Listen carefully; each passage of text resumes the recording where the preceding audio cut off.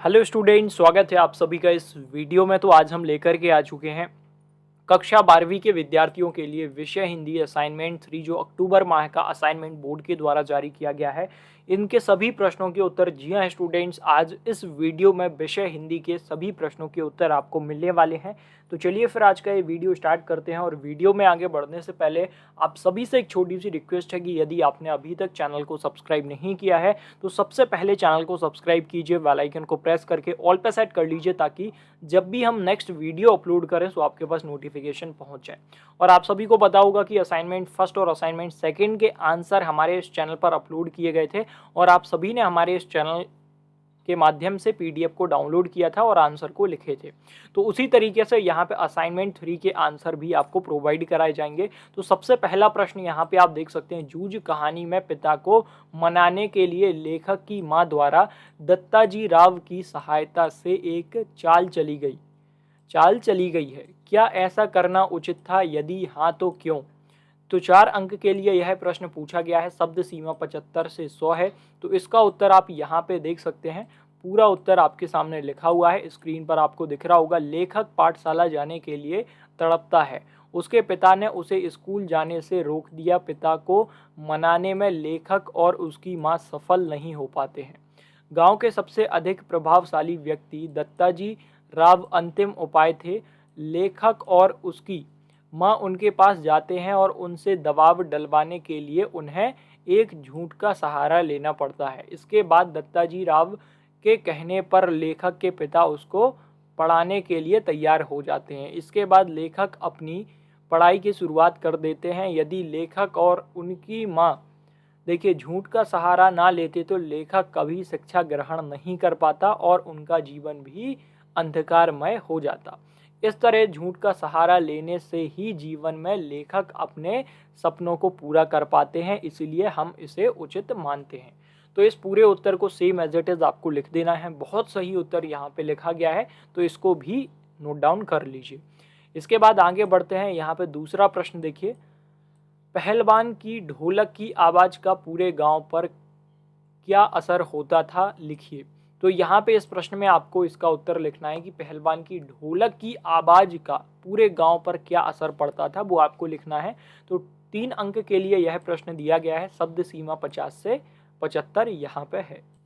तो दूसरे प्रश्न का उत्तर आप स्क्रीन पर देख सकते हैं। गांव के बड़े बूढ़े देखिए अद्रमृत और पश्यविहीन गांव वासियों में ढोलक की आवाज़ संजीवनी की शक्ति भरती थी। केवल ढोलक की आवाज़ ही निस्तब्ध रात को चीरती हुई लोगों को जीवित होने का एहसास कराती थी। जैसे ही ढोलक की आवाज़ सुनाई देती थी वैसे ही नसों में बिजली की दौड़ जाती थी। गांव वासियों को इस ढोलक की आवाज़ के कारण ही मृत्यु से डर नहीं लगता था। तो यहाँ पे दूसरे प्रश्न का उत्तर हो गया है। पूरा उत्तर आपको सेम एज इट इज लिख लेना है। इसके बाद आगे बढ़ते हैं बच्चों। तीसरा प्रश्न आप स्क्रीन पर देख सकते हैं। सहर्ष स्वीकारा है कविता किसको व क्यों स्वीकारने की प्रेरणा देती है। तो यहाँ पे उत्तर आपको लिखना है। 4 अंक के लिए यह प्रश्न पूछा गया है। शब्द सीमा 75 से 100 है।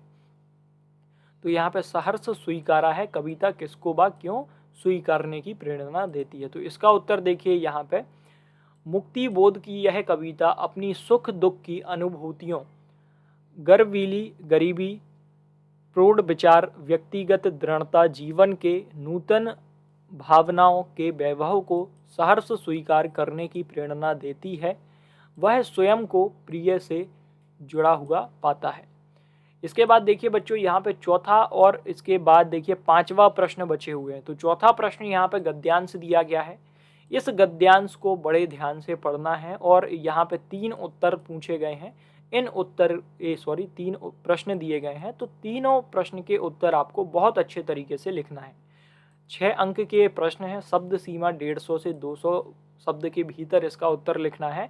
और इसी तरीके से 5वां प्रश्न, कहानी लेखन में चरित्र चित्रण की क्या भूमिका होती है, ये आपको लिखना है। 3 अंक के लिए यह प्रश्न दिया गया है।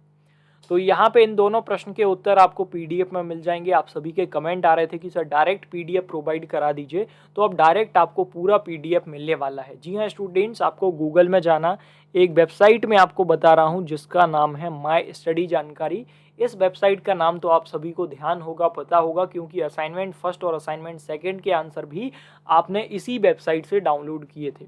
तो माय स्टडी जानकारी सर्च करना, जैसे ही आप सर्च करेंगे फर्स्ट लिंक वेबसाइट की आ जाएगी, इस पर क्लिक करके वेबसाइट को ओपन करना।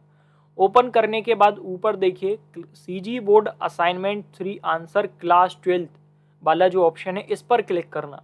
इस पर आप जैसे क्लिक करते हैं, इसके अंदर सभी सब्जेक्ट की लिंक दी गई है। अब यहाँ पे देखिए हिंदी असाइनमेंट 3, यहाँ पे असाइनमेंट आंसर, यहाँ पे क्लिक हेयर जो दिया गया है, इस पर क्लिक करेंगे तो ये हिंदी असाइनमेंट वाला पेज ओपन हो गया। अब यहाँ पे नीचे स्क्रॉल करते हुए जाना और CG board assignment 3 class 12 Hindi answer PDF click here, तो येलो कलर से डाउनलोड बटन बना हुआ आपको दिख जाएगा।